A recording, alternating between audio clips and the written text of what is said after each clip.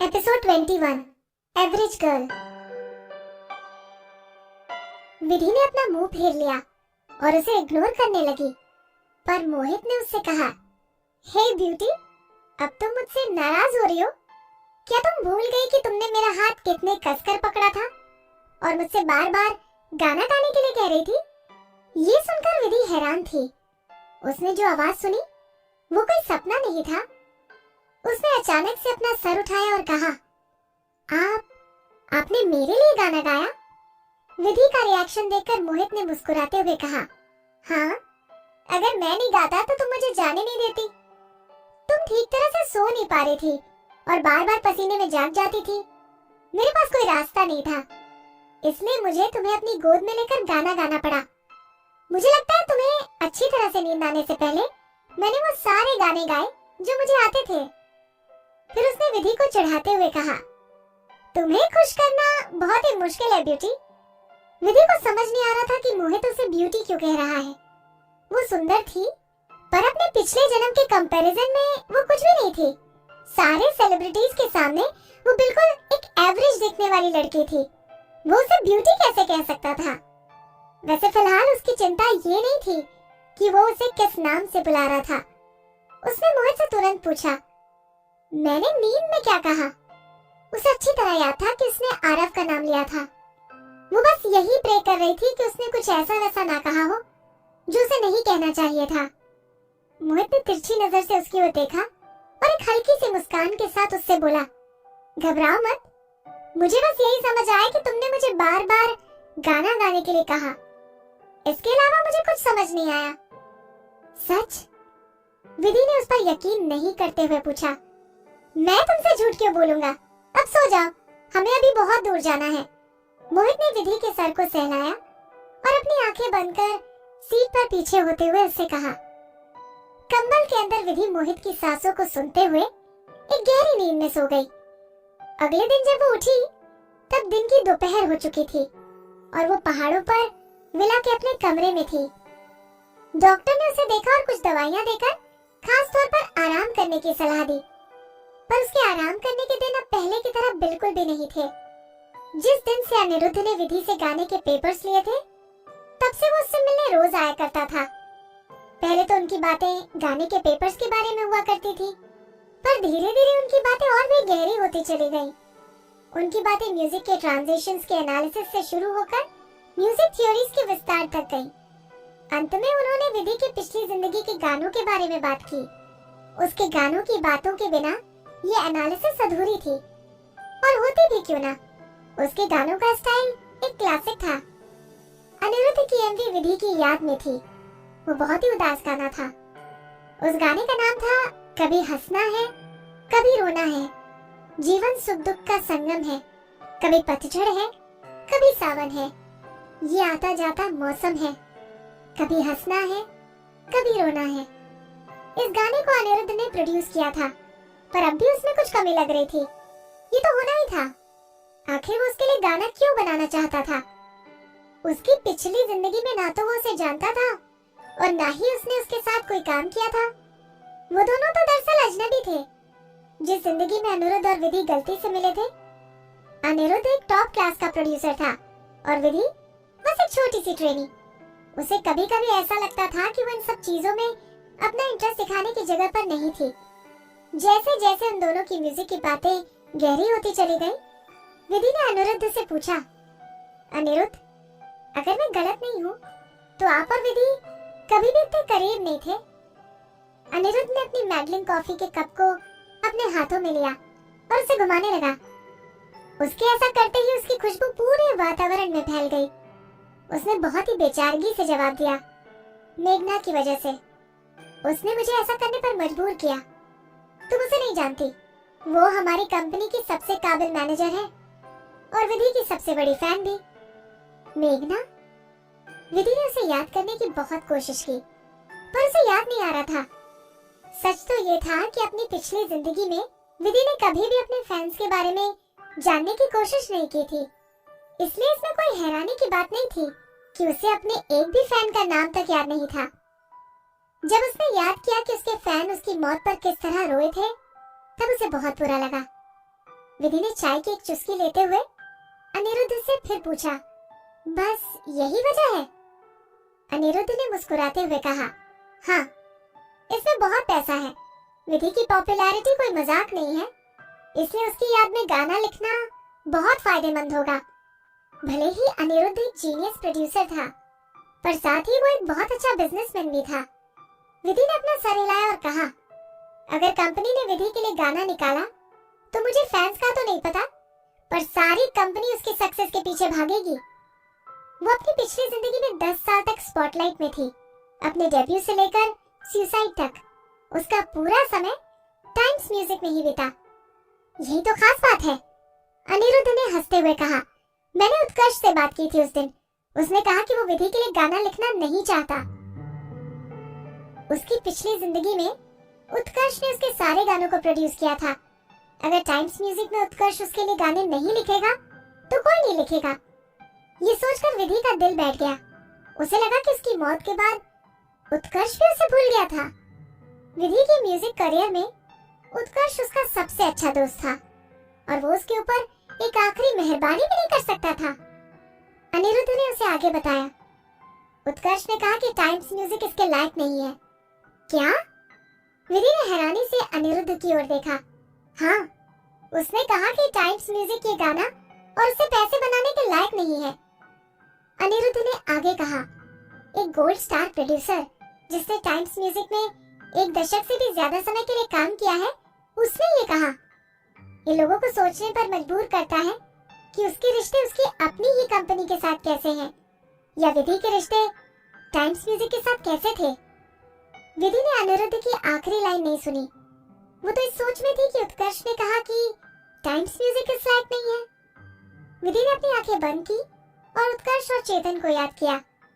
दोनों ही उसकी सच्चाई जानते थे, पर फर्क सिर्फ इतना था कि चेतन ने उसे छोड़ दिया, पर उत्कर्ष ने नहीं। उसके आसपास के लोगों में सिर्फ वही था जिसने कोई मुखौटा नहीं लगा रखा था। उसकी यादों में उत्कर्ष बिल्कुल उसकी तरह था। सिर्फ उन लोगों में ही वहाँ गर्व और अपने काम को परफेक्शन के साथ करने की चाह थी। वो विधि से ज्यादा मैच्योर था और उसके लिए एक बड़े भाई की तरह था। वो उसे हमेशा उसकी हद बताया करता था। जब भी विधि किसी के साथ अच्छा व्यवहार नहीं करती थी, तब वो उससे कहता था, तुम ज्यादा उड़ रही हो, नीचे आ जाओ। तुम तभी खुश रह सकती हो जब तुम्हारा दिल बड़ा और जिद छोटी। और वो उसकी सुनती थी। आज जब सबने उसे छोड़ दिया, तब भी उत्कर्ष के दिल में उसके लिए एक खास जगह थी। विधि ने अपने मन में कहा, उत्कर्ष, मुझे माफ कर देना कि मैंने आपकी इतनी साल की मेहनत को बर्बाद कर दिया। अब जब उसके पास दूसरा मौका था, तब उसने खुद से वादा किया कि वो उत्कर्ष की कही गई बातों को कभी नहीं भूलेगी और अपनी की गई गलतियों को फिर से नहीं दोहराएगी। एपिसोड 22, न्यू कमर। अनिरुद्ध ने अपने कप से खेलते हुए कहा, उत्कर्ष ने इसमें अपना 2% दिया है और उसी ने ही विधि की म्यूजिकल सेगमेंट्स को हटाने के लिए परमिशन दी है। उसने तो नेहा को इस गाने की मेन सिंगर के लिए रिकमेंड भी किया है। विधि अनिरुद्ध की बातें सुनकर हक्की बक्की रह गई। नेहा? उन्होंने उसे क्यों रिकमेंड किया? उत्कर्ष ने कहा कि जो लोग विधि की बहुत तारीफ करते नहीं थकते, वो ढोंगी हैं। वो उसके गिरने का इंतजार किया करते थे। मुझे लगता है कि वो सही है। विधि के गुस्से और बार बार लोगों पर अपना आपा खोने की वजह से लोग उसे पसंद नहीं करते थे, अनिरुद्ध ने कहा। उसने ये भी कहा कि विधि को झूठ और धोखे से सबसे ज्यादा नफरत थी। अगर किसी ढोंगी आर्टिस्ट ने ये गाना गाया तो उसकी आत्मा को कभी शांति नहीं मिलेगी। इससे अच्छा तो ये होगा कि इसे नेहा गाए। उसकी गायकी थोड़ी अलग है, पर वही एक ऐसी है जिसने जो कहा विधि के चेहरे पर कहा। तो ये बात है। विधि समझ नहीं पा रही थी कि इस बात पर हंसे या रोए, पर उसे अच्छा लग रहा था। उत्कर्ष हमेशा से ही विधि को बहुत अच्छे से जानता था, पर अब ऐसा लगता था जैसे आरव और मुक्ति उसे उतनी अच्छी तरह नहीं जानते थे जितना उत्कर्ष जानता था। नेहा को इस वजह से चुनना थोड़ा अजीब था, पर विधि भी यही चाहती। पहले विधि को पता नहीं था कि उसके आसपास घूमने वाले लोग ढोंगी थे, पर अब जब वो जानती है, तब वो भी यही चाहेगी कि उन ढोंगियों की जगह पर नेहा उसका ये गाना गाए और इस मौके से फेम पाए। उसने अपना सर हिलाया और धीरे से कहा, उत्कर्ष, ये बहुत अच्छी बात है। उसे समझ नहीं आ रहा था कि वो किस तरह से उत्कर्ष के लिए अपना आभार व्यक्त करे। अनिरुद्ध ने विधि के चेहरे के बदलते भावों पर गौर नहीं किया और बोला, हाँ, उत्कर्ष हमेशा से ही विधि के साथ अच्छा था, पर अब भुगतना तो मुझे पड़ेगा ना। मुझे नेहा के साथ काम करना होगा, जिसे वोकल तक ठीक से देना नहीं आता। आधे से ज्यादा समय तो मुझे सिंगिंग के बेसिक्स सिखाने होंगे। इस पर विधि हल्का सा हंसी और फिर मुस्कुराते हुए अनिरुद्ध की ओर देखा। अनिरुद्ध बहुत ही सीरियस लग रहा था। ये देखकर उसने अनिरुद्ध से कहा, गाने की धुन लोगों के लिए है और वो बहुत अच्छी है। उसके लिए जरूरी नहीं कि कोई बड़ा सिंगर हो। हम 10 गाने में आने वाले कंटेंट्स को खत्म करने की कोशिश कर रहे हैं। नेहा का स्टैंडर्ड इतना नहीं है कि हम इतने चैलेंजिंग गाने उसे दे सके। अनिरुद्ध ने कहा, इस गाने को विधि के फैंस ने लिखा है और ज्यादा से ज्यादा लोग गाना गा नहीं सकते। अगर इसे हम अच्छा बनाना चाहते हैं तो ऐसी धुन डालनी होगी जो लोगों को पसंद आए। अगले ही पल अनिरुद्ध ने कुछ सोचा और कहा, सोचने वाली बात है कि फैंस क्या सोच रहे हैं। विधि के गाने गाना उनके लिए एक रॉकेट बनाने की तरह है, पर फिर भी वे पसंद करते हैं, जैसे कि मेघना। विधि ने अपना सर झुकाया और अपनी चाय पीने लगी। उसने कुछ नहीं कहा। सच बात तो ये थी कि उसके गाने हमेशा टॉप पर होते थे, पर उसका कोई भी फैन उसके गाने गाकर कोई भी कंपटीशन नहीं जीत पाता था। अगर उसे मौका मिला तो वो इस बार उनके लिए कुछ ऐसे गाने लिखेगी जिसे वो आराम से गा सके और उन्हें अच्छा भी लगे। अच्छी बात तो यह है कि तुम यहाँ हो, अनिरुद्ध ने फिर कहा। विधि की ओरिजिनल धुनों को इस गाने में डाला गया है। उसके गाने को पहले से ही परफॉर्म करना बहुत ही मुश्किल रहा है और इन धुनों को इस गाने में जोड़ने में दिक्कत आ रही है। मैंने कुछ सॉन्ग राइटर्स को भी बुलाया था, पर कोई फायदा नहीं हुआ। पर तुमसे बात करके मुझे एक नई दिशा मिली है। विधि ने अपना सर उठाया और मुस्कुराई। ओह, मुझे भी आपकी मदद करके अच्छा लगा। अनिरुद्ध ने अपना सर हिलाते हुए कहा, तुमने सच में मेरी बहुत मदद की है। मैं गाने में कुछ मॉडिफिकेशंस करूंगा और वो अभी से काफी बेहतर बन जाएगी। ये कहते ही अनिरुद्ध के मन में एक ख्याल आया और वो उसकी ओर मुड़ा। उसने उससे कहा, विदुषी, मुझे पता नहीं था कि तुम इस एरिया में भी इतनी टैलेंटेड हो। क्या तुम मेरे रिकॉर्डिंग स्टूडियो में आकर हमारी मदद करना चाहोगी? रिकॉर्डिंग स्टूडियो में अनिरुद्ध की मदद? ये सुनकर विधि हैरान थी। फिर उसने धीरे से कहा, क्या मुझे पैसे मिलेंगे? अब हैरान होने की बारी अनिरुद्ध की थी। कुछ देर तक शांत रहने के बाद उसने विधि से सीरियस होकर कहा, लोग जिनके सपने देखते हैं ये उससे कहीं ज्यादा है और तुम पैसों के बारे में सोच रही हो। विधि को उसकी बातों पर यकीन था। उसकी पिछली जिंदगी में उसने लोगों को उत्कर्ष की रिकॉर्डिंग स्टूडियो में अपनी जगह बनाने के लिए लड़ते देखा था। कुछ लोग वहां पैसे देकर या फिर बिना पैसे के काम करने को तैयार थे। अनिरुद्ध और उत्कर्ष दोनों ही एक ही लेवल के थे और शायद उनके रिकॉर्डिंग स्टूडियो की हालत भी एक जैसी थी। पर विधि उन सबसे अलग थी। उसे ना तो एक्सपीरियंस चाहिए था और ना ही कोई एक्सपीरियंस लेटर और ना ही उसे इसकी कोई इच्छा थी। अनिरुद्ध का ये इनविटेशन उसके कोई काम का नहीं था। उसने अनिरुद्ध से कहा, अनिरुद्ध जी, आपके सुझाव के लिए शुक्रिया, पर मुझे अभी कंपनी को अपना कर्ज वापस करना है। अभी मेरी प्रायोरिटी अपना कर्ज वापस करना है। जो चीज मुझे इसमें मदद नहीं कर सकती वो मैं नहीं कर सकती। अनिरुद्ध विधि की बात से हैरान था। तुम्हें कंपनी को पैसे लौटाने हैं? जब उसने देखा कि विधि ने उसे कोई जवाब नहीं दिया, तब उसने उससे बड़ी ही सरलता से कहा, ट्रेनीज जिन्होंने कुछ बड़ा नहीं किया है उनके काम के लिए कंपनी उन्हें पैसे नहीं देती है और मैं इसमें कुछ नहीं कर सकता। पर अगर तुमने कुछ बड़ा किया तो तुम्हारा पहला गाना मैं लिखूंगा। ये कैसा रहेगा? विधि सरप्राइज थी। किसे पता था कि अनिरुद्ध का दिल इतना बड़ा होगा? किसी भी न्यू कमर के लिए उसका पहला गाना बहुत जरूरी होता है। अगर उसे अपने पहले गाने से स्टारडम मिली तो उसके आगे का रास्ता आसान हो जाता है और अगर उसका गाना फ्लॉप हुआ तो उसके लिए सफलता पाना मुश्किल हो जाता है। वहाँ बहुत से नए लोग थे जो अपने पहले गाने से अपना फ्यूचर सिक्योर करने के बारे में सोच रहे थे। वहीं यहाँ अनिरुद्ध बहुत ही आराम से ये वादा कर रहा था। उसे समझ नहीं आ रहा था कि उसने ऐसा क्यों किया। इसलिए उसने पूछा, अनिरुद्ध जी, मैंने सुना है कि आप किसी को भी यूं ही नहीं चुनते और मुझे पता है कि मैं डांस में बिल्कुल भी अच्छी नहीं हूँ और मेरी आवाज भी कुछ खास नहीं है। जब आपने मुझे एमवी के लिए चुना था तब मैं बहुत हैरान थी। पर अब मेरे जैसे के लिए उसका पहला गाना लिखना चाहते हैं। विधि खुद को अंदर से स्पेशल तो नहीं समझती थी, पर बाहर से वो अभी वो एक आम दिखने वाली लड़की थी। तुम स्पेशल हो विदुषी, अनिरुद्ध ने विधि से कहा। जिस दिन मैंने तुम्हें पहली बार देखा था उसी दिन समझ गया था कि तुम स्पेशल हो। ये बहुत अजीब बात थी। जब वो पहली बार एमवी सिलेक्शन पर मिले थे तब विधि ने जानबूझकर खुद को एक एवरेज डांसर दिखाया था। अनिरुद्ध ने उसमें कुछ खास कैसे देख लिया? विधि अनिरुद्ध की ओर मुड़कर बैठ गई। वो जानना चाहती थी। तब अनिरुद्ध ने उसे बताया, अगर तुम अपने डांस मूव्स और पोस्चर्स की बात कर रही हो तो वो सच में एवरेज थे। अगर वो सोलो ऑडिशन होता तो मैं तुम्हें रिजेक्ट कर देता, पर मैं लकी निकला। उसने मुस्कुराते हुए फिर कहा, उस दिन सिलेक्शन पर आए बाकी लोग तुम्हें देखकर कंफ्यूज थे और उन्होंने स्टेप्स करते वक्त बहुत सारी गलतियां की। हाँ? विधि को ऐसा लगने लगा कि कुछ तो गड़बड़ है। अनिरुद्ध ने आगे कहा, तुम्हारा एक अलग ही ऑरा है जिस वजह से तुम्हारे आसपास के लोग फीके पड़ जाते हैं, चाहे उनकी डांसिंग टैक्टिक्स कितनी भी अच्छी क्यों ना हो। वहीं तुम्हारी सिंपल मूव से लोग अनजाने में ही नेचुरली इंप्रेस हो जाते हैं, चाहे तुम्हारे सारे स्टेप्स गलत ही क्यों ना हो। तो इस वजह से आपने मुझे एमवी के लिए चुना। एपिसोड 23, मेरे टाइप की हो। हाँ, तुमने अपना कोई भी डांस मूव गलत नहीं किया। तुम में अपने आसपास के लोगों को इंस्पायर करने की काबिलियत है और यही बात होनी चाहिए किसी भी डांस ग्रुप के मेंबर में, अनिरुद्ध ने विधि को बताया। विधि को अपने सवालों के जवाब मिल चुके थे।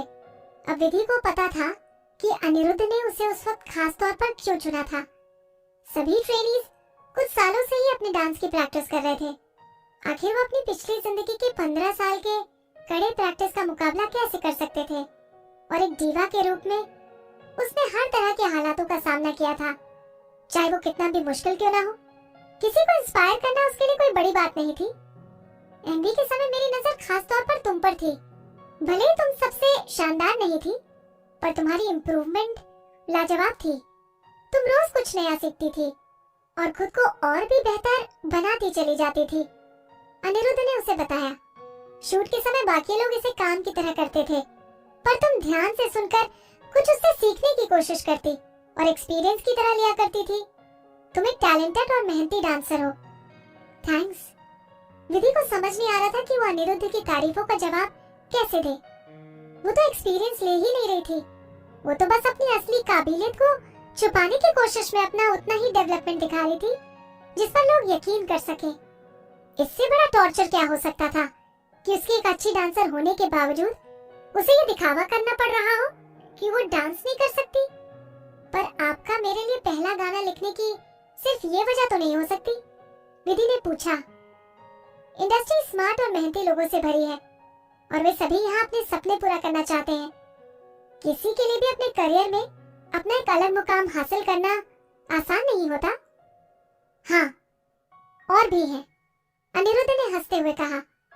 मैं तुमसे उस दिन बहुत ज्यादा इम्प्रेस था जब मैंने तुम्हें गाना गाते सुना। तुम बालकनी पर खड़ी होकर विधि का गाना गा रही थी। हालांकि वो गाना तुम्हारी आवाज के लिए सही नहीं है, पर उसमें तुमने जो मॉडिफिकेशंस किए थे उस वजह से तुमने उस गाने को बहुत ही अच्छी तरह गाया। एंटरटेनमेंट इंडस्ट्री में इंटेलिजेंट लोग बहुत होते हैं, पर चालाक और क्रिएटिव बहुत कम होते हैं। तुम्हें खुद की अच्छी समझ है। तुम इतनी ज्यादा प्रेरित और सक्षम हो कि आराम से अपनी कमजोरियों पर काम कर उसे खत्म कर सकती हो। और अगर ऐसा ही रहा तो तुम डेफिनेटली बहुत ज्यादा सफल होगी। फिर अनिरुद्ध ने आखिर में उससे कहा, इसलिए तुम्हारा पहला गाना लिखना मेरे रेपुटेशन को कम नहीं करेगा। उसकी जगह एक राइजिंग स्टार को ग्रूम करना मेरे लिए खुशी की बात होगी। मेरे लिए इतना सोचने के लिए थैंक यू। अगर ऐसी ही बात है तो रिकॉर्डिंग स्टूडियो में आप जैसा चाहते हैं मैं वैसे आपकी मदद करूंगी। अब जब विधि सारी बात जानती थी तब उसके लिए अनिरुद्ध को मना करने की कोई वजह नहीं थी। सच बात तो ये थी कि वो बहुत खुश थी कि उसका पहला गाना अनिरुद्ध लिखेगा, वो भी अपनी मर्जी से। अब उसे इस बात की चिंता नहीं थी कि उसका पहला गाना कोई थर्ड रेटेड प्रोड्यूसर बनाएगा। आखिरकार उन बेवकूफ लोगों के साथ काम करके उसे बहुत ज्यादा परेशानी होती। पतझड़ आने वाला था। बाहर के पेड़ों के पत्ते भी अब झड़ने लगे थे और विधि की तबीयत भी ठीक हो चुकी थी। अब उसके जाने का समय आ चुका था। उसके जाने से पहले एक नौकर विधि को मोहित के पास गार्डन में ले गया। वो उसी गार्डन में था जहाँ के रंग बदलने वाले फूलों का बुके वो विधि को रोज भेजा करता था। मोहित वहाँ उन फूलों की छटाई कर रहा था, वो भी किसी प्रोफेशनल की तरह। विधि उसे इस तरह देखकर हैरान थी। उसने अपने मन में सोचा, ये आदमी सच में हर काम में बहुत अच्छा है। विधि को इस तरह देखकर नौकर ने उससे मुस्कुराते हुए कहा, मैडम, आपके कमरे में भेजे गए बुके छोटे मालिक ने खुद तैयार किए थे। विला के नौकर पहले विधि से ज्यादा फ्रेंडली नहीं थे, इसलिए जब उसे ये बुके दिए जाते थे तब उसे ये कोई नहीं बताता था। पर जब से विधि ने मोहित के साथ लंच किया था और वो उसे अपनी गोद में उठाकर घर लाया था, तब से उनका नजरिया उसके लिए बदल गया था। विधि को इन बदलाव से कोई फर्क नहीं पड़ता था। ये दुनिया ऐसी है कि यहाँ के लोगों के पास करने को ज्यादा कुछ नहीं होता। वो परेशान तो इस बात से थी कि मोहित उसके लिए खुद बुके बनाता था। क्या उसके पास समय बहुत ज्यादा था या फिर उसका मकसद कुछ और है? ऐसा बिल्कुल नहीं था कि वो सेल्फ ऑब्सेस्ड हो, पर उसे बात समझ नहीं आ रही थी कि उसके स्टेटस वाला इंसान एक छोटी सी डांसर के साथ इतना अच्छा कैसे था। मोहित अपनी कैंची रखकर बाहर आया। उसने उस दिन ग्रे रंग की लंबी बाह और गोल गले वाली कैजुअल और लूज फिटिंग की टी शर्ट पहनी हुई थी। उस वक्त वो बहुत ही होमली लग रहा था, पर जैसे ही वो उसकी ओर बढ़ा तब उसकी मस्कुलर बॉडी की आउटलाइन नजर आने लगी। ऐसे वो बहुत मोहक लग रहा था, पर साथ ही डरावना भी। मोहित विधि के सामने जाकर खड़ा हो गया और एक हल्की सी मुस्कान के साथ उसने उससे कहा, कुछ दिन और नहीं रुक रही हो तुम? मेरी तबीयत अब ठीक हो चुकी है और ट्रेनिंग कैंप का शेड्यूल बहुत ही टाइट है, मुझे वापस जाना होगा, विधि ने समझाते हुए कहा। मोहित ने उसकी बातों पर ध्यान नहीं दिया और उसके सामने ही चेयर पर बैठने का इशारा किया। तुम चाहो तो नहीं भी जा सकती हो। ये सुनकर विधि ने अपने भवों को उचकाया। उसे ऐसा लगा जैसे मोहित उससे ये पूछ नहीं रहा बल्कि बता रहा है। मोहित ने आगे बड़े ही बेशर्मी से कहा, जब तक तुम चाहो तो मेरे साथ रह सकती हो। मैं किसी से कह दूंगा कि वो ट्रेनिंग कैंप पर सब कुछ हैंडल कर ले। अगर तुम चाहो तो इसी तरह अपनी प्रैक्टिस जारी रख सकती हो, या फिर तुम्हारा मन करे तो 1 या 2 क्लासेस भी कर सकती हो, और अगर चाहो तो तुम कोई भी क्लासेस नहीं भी कर सकती हो। कुछ बातें ऐसी होती हैं जिन्हें सीधे सीधे नहीं कहा जा सकता था। यहाँ बात अलग थी।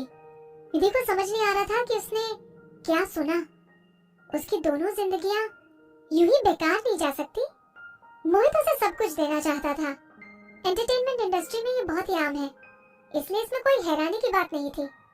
उसकी पिछली जिंदगी में अगर आरव नहीं होता तो उससे ये बात कई लोगों ने कही होती, पर क्या वो उसकी रखेल नहीं थी? इसके बावजूद वो सोचती थी कि वो और आरव एक रिलेशनशिप में थे। इस ख्याल भर से विधि को बहुत तकलीफ होने लगी, पर उसने तुरंत ही अपनी भावनाओं को छुपा लिया।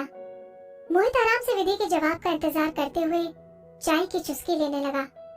उसने बड़े ही एलिगेंस के साथ अपनी बेचैनी को छुपा रखा था और बहुत ही शांत, फर्म और चार्मिंग लग रहा था। तब विधि ने सोचा, एक ऐसा आदमी जो हैंडसम, रिच, पावरफुल और इतने ऊंचे स्टेटस का हो, क्या उसे कोई भी खूबसूरत लड़की नहीं मिल सकती जिसे वो चाहे? तो फिर मोहित की नजर उस जैसी एक आम लड़की पर क्यों पड़ेगी? विधि उलझन में थी, पर उसने अचानक से पूछा, क्यों? मोहित ने उसकी ओर देखा और उसकी आंखों में एक चमक आई। जैसा कि मैंने तुम्हें पहले कहा था, तुम मेरे टाइप की हो, तुम प्योर हो और तुम जानती हो कि नाजुक समय में कैसे बर्ताव किया जाता है। ये सुनकर विधि की आंखें बड़ी हो गईं। प्योर? वो उसके शरीर से उसका आकलन कल कर रहा था कि वो उसकी रखेल बनने के लिए ठीक है या नहीं। शायद उसने उसके लव लाइफ के बारे में पता लगाने के लिए भी किसी से कहा होगा। ये सोचकर वो बेइज्जती महसूस करने लगी। वो अचानक से अपनी जगह पर खड़ी हुई। आपको निराश करने के लिए आई एम सॉरी बॉस, और मुझे नहीं पता कि नाजुक समय में कैसे बर्ताव किया जाता है। कल मैं जा रही हूँ। और उसने उसे नहीं रोका। जब अगले दिन वो जाने लगी तो उसने एक नौकर को उसे बाहर छोड़ने के लिए कहा। उस नौकर ने उसे उसका सामान बाहर ले जाने में मदद की और उसे एक डब्बा देते हुए कहा, मैडम, छोटे मालिक ने पिछली बार आपका फोन गंदा कर दिया था, इसलिए ये नया मोबाइल फोन आपके लिए गिफ्ट है, प्लीज आप इसे रख लीजिए। तब उसे याद आया कि पिछली बार मोहित को चोट लगी थी, तब उसने उसे अपना फोन दिया था और उस वक्त उस पर खून लग गया था। उस वजह से वो बहुत दुखी थी। पर किसे पता था कि मोहित ने उस वक्त ये नोटिस कर लिया था। पर दिक्कत की बात ये थी कि उसका गिफ्ट देने का इरादा सही नहीं था, जिस वजह से उसे ले नहीं सकती थी। विधि ने मना करते हुए कहा, मैं आपके छोटे मालिक की इज्जत करती हूँ, पर मैं ये नहीं रख सकती। नौकर को पता था कि ऐसा ही कुछ होगा, इसलिए उसने उससे कहा, छोटे मालिक ने कहा है कि अगर आप ये नहीं लेती हैं, तो वो आपके साथ पूरी तरह से ईमानदार नहीं थे, और अगर ऐसा है तो मैं कुछ लोगों के साथ ट्रेनिंग कैंप जाऊं और आपको ये वहां दूं। मैडम प्लीज, मेरे जैसे एक छोटे से नौकर के लिए इसे और मुश्किल मत बनाइए। एपिसोड 24, कन्या राशि वाला लड़का। ये बहुत ही चौंकाने वाली बात थी, एक सीधी धमकी जो उस डब्बे में थी। कुछ लोगों के साथ ट्रेनिंग कैंप जाऊं और आपको ये वहां दूं। हे भगवान, ये इसके साथ ऐसा कैसे कर सकता था। विधि ने गुस्से में अपने दांतों को पीस लिया। मोहित को अच्छी तरह पता था कि वो उससे ये नहीं लेगी, इसलिए उसने इसका पूरा ध्यान रखा कि किसी भी हालत में वो उसके इस गिफ्ट को ले ले। उसने चिढ़ते हुए डब्बा ले लिया और उस नौकर से कहा, अपने छोटे मालिक को मेरा थैंक यू कहना। पर उस नौकर ने बड़ी नम्रता से विधि से कहा, छोटे मालिक ने ये भी कहा है कि अगर आपका कभी मन बदले तो आप उन्हें कभी भी कॉल कर सकती हैं। उनका नंबर आपके फोन में स्पीड डायल पर है। थैंक यू, पर मैं ऐसा कभी नहीं करूंगी। विधि ने फोन को जमीन पर फेंकने की अपनी इच्छा को दबाते हुए कहा। फिर वो अपने दांत पीसते हुए कार में बैठ गई। जब वो ट्रेनिंग कैंप लौटी तो उसने देखा कि वहां बहुत कुछ बदल चुका था। अब रोहन का शिव नाम का एक स्ट्रीट डांस पार्टनर था। शिव के गहरे काले बाल, कोमल आंखें और एक ब्लैक एक्सप्रेशन वाला चेहरा था, पर वो कूल था और लड़कियां उस पे मरती थी। वो यहाँ टाइम्स म्यूजिक से ट्रांसफर होकर आया था और प्रिया वेवे डांस से उसके बदले वहां गई थी। विधि के मन में उसके लिए कुछ अलग ही चिंताएं थी। टाइम्स म्यूजिक की ट्रेनिंग सबसे अच्छी थी, पर सबसे कठोर भी थी। वहां के ट्रेनीज के बीच कंपटीशन बहुत ज्यादा था। वहां एलिमिनेशन भी बहुत ज्यादा हुआ करते थे और हर साल प्रेशर की वजह से लोगों के सुसाइड करने की खबरें आती रहती थी। उसे चिंता थी कि प्रिया ये सब झेल भी पाएगी या नहीं। जैन ने विधि को अपने ऑफिस में बुलाया और उसे कुछ देते हुए कहा, प्रिया ने मुझे ये तुम्हें देने के लिए कहा था। उसने कहा था कि तुमने जो भी उससे कहा, तुम्हारा गलत फायदा उठाए जाने की वजह से कहा। तुम्हारा मूड खराब था। इसका मतलब ये नहीं कि तुम उसकी दोस्त नहीं। वो जहाँ भी जाएगी तुम्हें एक दोस्त की तरह सपोर्ट करेगी। वो उम्मीद करती है कि तुम दोनों ही अपनी अपनी जिंदगी में अच्छा करो। विधि ने अपने हाथ पर रखे 4 पत्तों वाले पेंडेंट की ओर देखा और उसे अपने दिल में एक हल्का सा दर्द महसूस हुआ। प्रिया एक प्योर और सिंपल बच्ची थी जो विधि के इतने बुरे व्यवहार के बावजूद उसके साथ इतने अच्छे से पेश आ रही थी। उसने कहा, प्रिया से कहिएगा कि वो अपना ध्यान रखे। फिर उसने कुछ देर तक रुककर कहा, नहीं, छोड़ दीजिए। जैन ने उसे कुरेदते हुए कहा, कितनी निर्दयी हो तुम।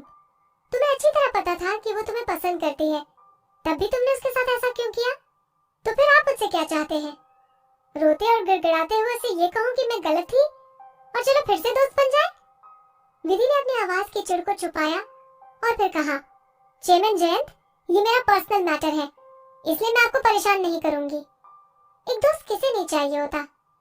कौन नहीं चाहता कि कोई इसका ध्यान रखे?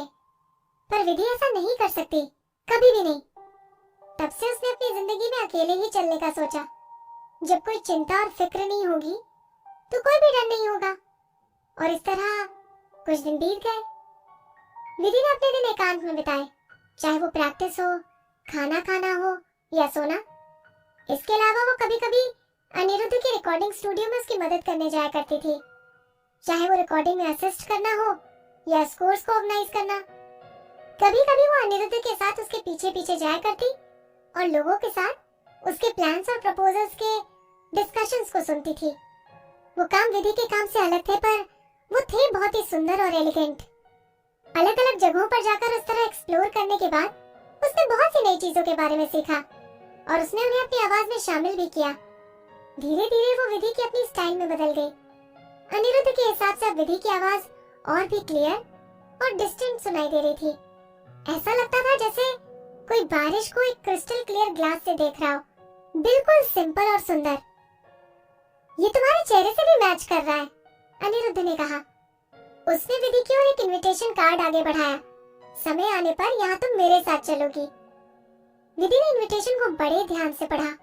गोल्डन बॉर्डर के साथ डार्क रेड रंग का ये वेलवेट कार्ड उसको कुछ जाना पहचाना लग रहा था। ये तो एनुअल सेरेमनी थी जिसे देश के सबसे पॉपुलर म्यूजिक कंपनी और टीवी स्टेशन होस्ट करते थे। हर साल इंडस्ट्री के बड़े बड़े सिंगर, प्रोड्यूसर और सॉन्ग राइटर्स को इनवाइट किया करते थे। ये एक शानदार इवेंट था जिसे गेट टुगेदर की तरह माना जाता था। वहाँ वो हर साल जाया करती थी, पर उसने वहाँ कभी भी अनिरुद्ध को नहीं देखा था। आप इस तरह के इवेंट्स में ज्यादा इंटरेस्टेड नहीं लगते, तो फिर इस बार क्यों? उसने पूछा। इस तरह के इवेंट्स एक हेडेक की तरह है। अनिरुद्ध ने अपना मुंह सिकोड़ा और अपनी कॉफी पीते हुए कहा, वहाँ बहुत भीड़, हल्ला, बहुत ही ज्यादा गंदगी होती है। उसने कुछ देर रुककर फिर कहा, सच, बहुत ही ज्यादा गंदगी होती है। उसकी बात सुनकर विधि हल्का सा हंसी। साफ सफाई के लिए अनिरुद्ध बहुत ही ज्यादा ऑब्सेस्ड था। उसके साथ रहते हुए विधि को इसका पता चला था। वो अपने ऑफिस को हर रोज सैनिटाइज करता था, अपने खाने की थाली और ग्लास खुद लाता था और टिश्यू पेपर कभी इस्तेमाल नहीं करता था। उसकी जगह वो रुमाल इस्तेमाल करता था जिसे वो अपने साथ हर जगह लेकर जाता था। विधि ने सुना था कि वो कन्या राशि का था।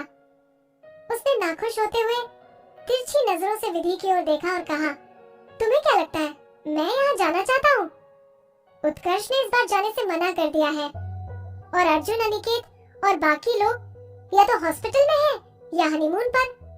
अब प्रोडक्शन टीम में सिर्फ मैं बचा। इस वजह से इनविटेशन कई बार मेरे पास आया और उन्होंने बॉस को भी कई बार कॉल किया। उन्होंने अगले साल हमें गोल्डन अपॉर्चुनिटी देने का भी वादा किया है, इसलिए वहाँ जाने के अलावा मेरे पास और कोई रास्ता नहीं है। उत्कर्ष ने मना कर दिया। ये विधि के लिए हैरानी की बात थी। वो वहाँ हर साल जाया करता था, तो फिर इस साल क्या हुआ? अनिरुद्ध ने सुस्ताते हुए उसे बताया। उसने कहा कि वो पिछले दिनों बहुत ज्यादा बिजी था और बहुत ज्यादा थका हुआ महसूस कर रहा है, इसलिए वो कुछ महीनों के लिए अब्रॉड जाना चाहता है ताकि वो अपना मूड फ्रेश कर सके। सभी को पता है कि कुछ महीने बीत चुके हैं विधि को गुजरे हुए और मुक्ति के डेब्यू और उसके पास करने के लिए बहुत कुछ है। हाँ, मुक्ति का डेब्यू। विधि को इस बारे में सिर्फ पता ही नहीं चला, बल्कि ट्रेनिंग कैंप से आते जाते उसने जगह जगह मुक्ति के पोस्टर और उसकी पब्लिसिटी के लिए लगे कुछ चीजों को भी देखा। मुक्ति की खबर हर जगह फैली हुई थी। वो अपने गाने के रिलीज से पहले ही फेमस हो चुकी थी। अनिरुद्ध अपने लेदर के सोफे से उठा और विधि के साथ सामने की लंबी सी खिड़की के पास जाकर खड़ा हो गया। बाहर सड़क पर बहुत ज्यादा चहल पहल थी और वहाँ एक विशाल एलईडी स्क्रीन पर मुक्ति नजर आ रही थी।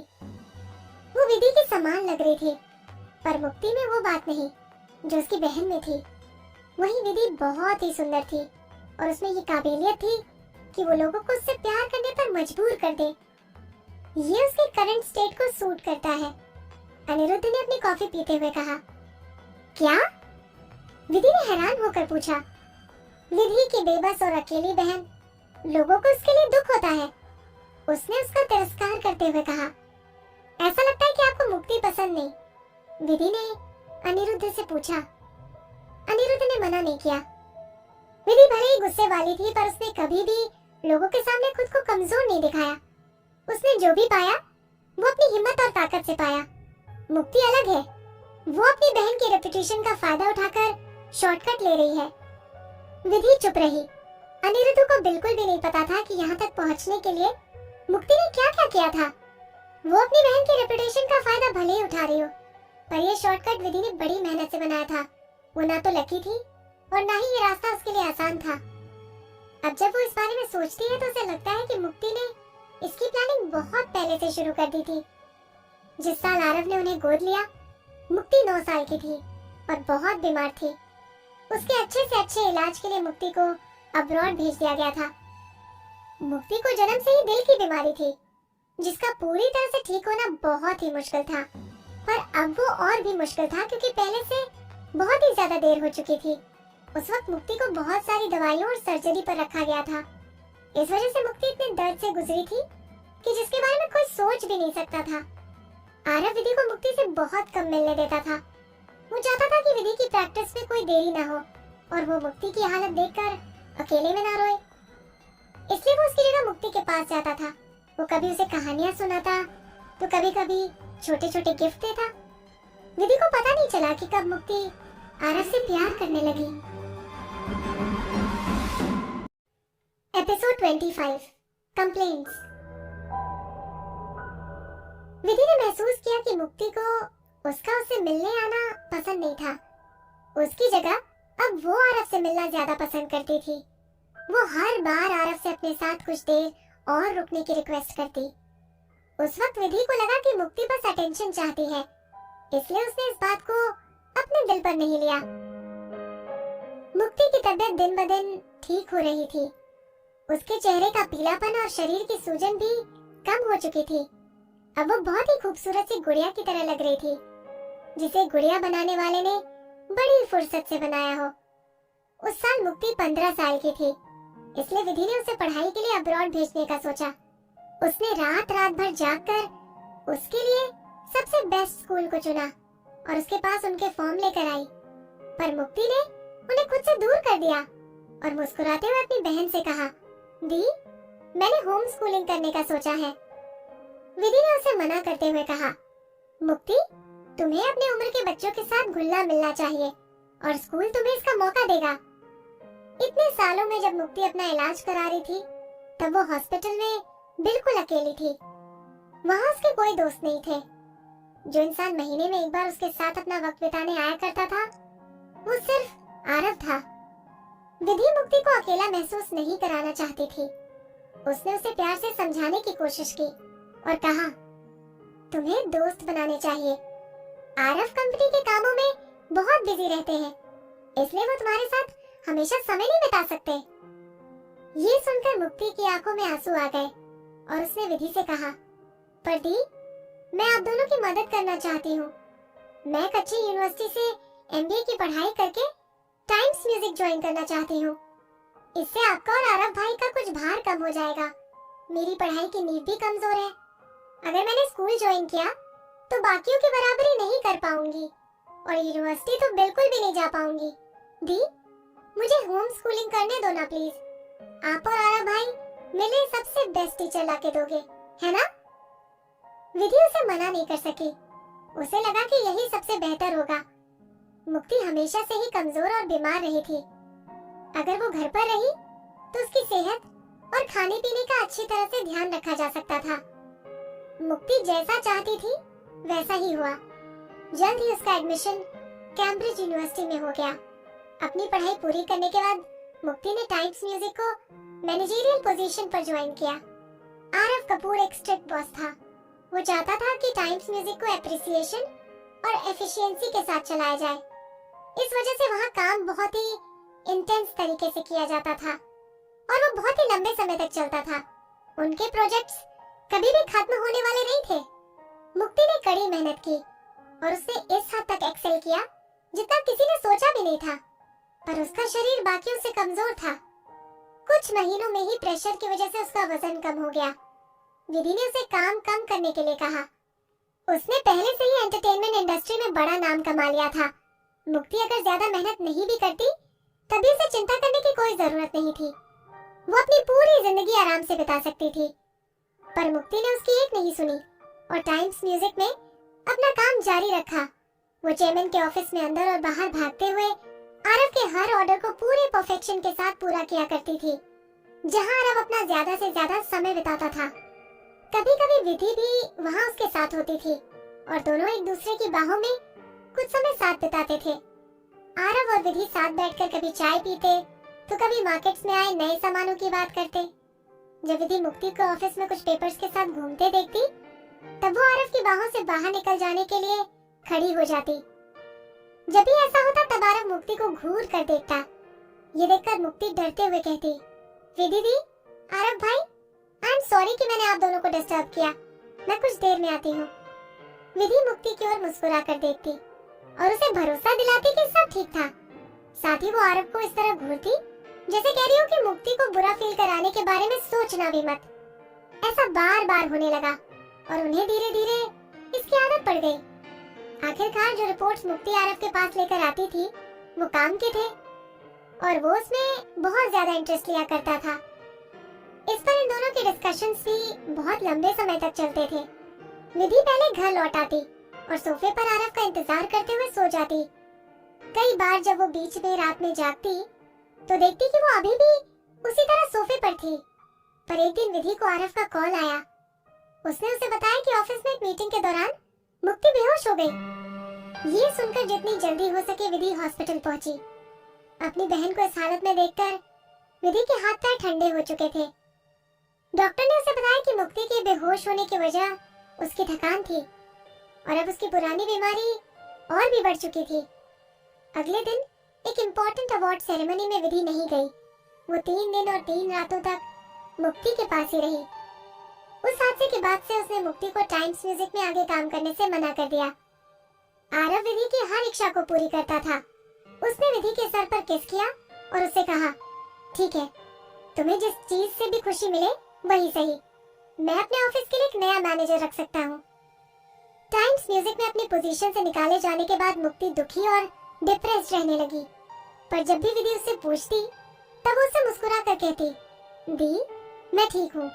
मैं भी कितनी बेवकूफ थी कि ये समझ ही नहीं सकी कि मैं उस काम के लायक नहीं थी। आई एम सॉरी कि मैंने आपको परेशान किया। पर एक दिन विधि ने उसे छुपकर रोते हुए देखा और वो उसे इस हालत में नहीं देख सकी। उसने अपनी अब तक की सारी सेविंग्स अपनी फाइनेंशियल कंसल्टेंट से ले ली और मुक्ति को देते हुए कहा, ये मेरे पिछले कुछ सालों की कमाई है। मैं चाहती हूँ कि तुम इसे मैनेज करो। मुझे इस बात की कोई चिंता नहीं कि तुम इसे बढ़ाती हो या इसे खो देती हो। अपने खाली समय में तुम इनका जो करना चाहो वो कर सकती हो। ये पैसे जितने मेरे हैं उतने तुम्हारे भी हैं। वो चाहती थी मुक्ति अपनी नॉलेज का यूज करे। विधि को उम्मीद थी कि उसे इससे खुशी मिलेगी। मुक्ति ने वो पैसे ले लिए और कहा, दी, मैं आपको निराश नहीं करूंगी। मुक्ति ने एक बड़ा रिस्क लिया और पैसे इन्वेस्ट किए। पर 1 साल के अंदर अंदर उसने विधि के दिए गए 50% से भी ज्यादा पैसों को गंवा दिया। विधि ने उससे तब तक भी कुछ नहीं कहा जब तक उसे मुक्ति का सुसाइड नोट नहीं मिला। उसने नींद की गोली खाकर सुसाइड करने की कोशिश की थी। जब डॉक्टर ने उसे बचाया तब विधि ने मुक्ति को गले से लगा लिया और कहा, मुक्ति, दोबारा ऐसा करने के बारे में सोचना भी मत। मुझे फर्क नहीं पड़ता कि तुमने सारे पैसे गंवा दिए हैं। मैं बस चाहती हूँ कि तुम ठीक हो जाओ। पर उत्कर्ष को किसी बात पर शक था, इसलिए उसने विधि से कहा, विधि, टाइम्स म्यूजिक में रहते हुए तुम्हारी बहन ने हमेशा से ही बहुत ही समझदारी और चालाकी से हर फैसला लिया है। वो तुम्हारे पैसों के साथ इतनी बड़ी गलती कैसे कर सकती है? विधि ने मुक्ति को डिफेंड करते हुए कहा, जब वो टाइम्स म्यूजिक में थी तब वो आरव की निगरानी में थी। वो वहाँ वही करती थी जो आरव उससे कहता था। अब जब वो अपने काम और फैसले खुद कर रही है तब उससे इस तरह की गलतियां होना आम बात है। वो भी छोटी है और ये उसका पहली बार था। अब जब वो उसके बारे में सोचती है तो उसे लगता है कि उस वक्त वो कितनी भोली थी। बाद में जब आरव ने उसे कैद करके रखा था तब मुक्ति उससे कभी कभी मिलने आती थी। वो वही समय था जब उसने उससे अपनी शिकायतें की थी और कहा था, दी, आपको ऐसा क्यों लगता है कि मैंने इतनी मेहनत क्यों की? आपने ऐसा क्या किया कि आपको वो सब मिला? पैसा, फेम, स्टेटस और आरव भाई का प्यार? आपने ऐसा क्या किया कि आपको उनका पूरा अटेंशन मिला, चाहे मैं कुछ भी क्यों न कर लूं? पर उन्होंने कभी भी मेरी तरफ देखा तक नहीं। उन्होंने मेरे लिए जो भी किया वो सब आपकी वजह से किया और ये बिल्कुल भी सही नहीं है। मुक्ति की बातें सुनकर विधि हैरान थी। उसे ऐसा लग रहा था जैसे उसके सामने ये लड़की उसकी बहन नहीं बल्कि एक अजनबी थी। मुक्ति विधि के करीब आई और उससे बड़े ही भयानक और बुरे तरीके से कहा, दी, आपने बचपन से ही मेरी ही खुशी का ध्यान रखा है। आप मेरी एक आखिरी खुशी का ध्यान क्यों नहीं रखती? मार डालो खुद को। आपको अपनी मर्जी के बिना यहाँ रखा गया है। क्या आप इंसल्टेड और टॉर्चर्ड फील नहीं करती? आप जैसे घमंड से भरा कोई भी यहाँ इतने नीचे नहीं जा सकता, है ना? बस मार डालो खुद को और आप इन सब से आजाद हो जाओगी। तब मैं आपकी जगह लूंगी और आरव भाई का दिल जीत लूंगी। फिर उसने विधि के चेहरे को अपने हाथों में लिया और कहा, तो फिर मर जाओ मेरी प्यारी बहन।